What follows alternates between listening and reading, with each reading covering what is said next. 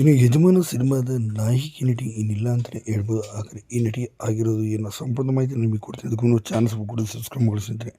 ಇನ್ನು ಯಜಮಾನ ಸಿನಿಮಾ 2001ರಲ್ಲಿ ಬಂದಂಥ ಅದ್ಭುತವಾದ ಸಿನಿಮಾ ಅಂತಲೇ ಹೇಳ್ಬೋದು.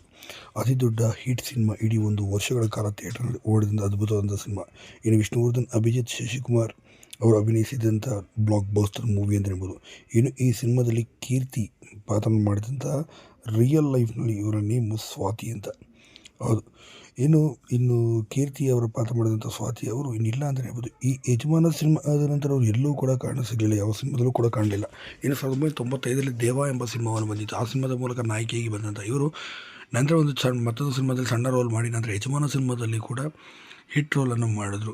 ಕ್ಲಿಯೋ ಪಾತ್ರ ಎಂಬ ಪಾತ್ರವನ್ನು ಕೂಡ ಅಲ್ಲಿ ಮಾಡಿ ತುಂಬಾ ಕಾಮಿಡಿ ಕೂಡ ಹುಟ್ಟಿಸಿದ್ರು. ಇಂಥ ಅದ್ಭುತವಾದ ನಟಿ ಈ ಸಿನಿಮಾದ ನಂತರ ಎಲ್ಲಿ ಹೋದರು, ಹೇಗಿದ್ದಾರೆ, ಏನಾಗಿದ್ದಾರೆ, ಸದ್ಯ ಮದುವೆಯಾಗಿ ಒಬ್ಬ ಮಗ ಇದ್ದಾನೆ ಎಂಬ ಮಾಹಿತಿ ಇದೆ. ಅಷ್ಟು ಬಿಟ್ಟು ಯಾವ ಊರಿನಲ್ಲಿ ಯಾವ ದೇಶದಲ್ಲಿ ವಾಸ ಮಾಡ್ತಿದ್ದಾರೆ ಯಾವುದೇ ಮಾಹಿತಿ ಇವತ್ತಿಗೂ ಕೂಡ ಇಲ್ಲ. ಈ ಮೂಲಕ ಚಿತ್ರರಂಗದಲ್ಲಿ ಇನ್ನಿಲ್ಲವಾದ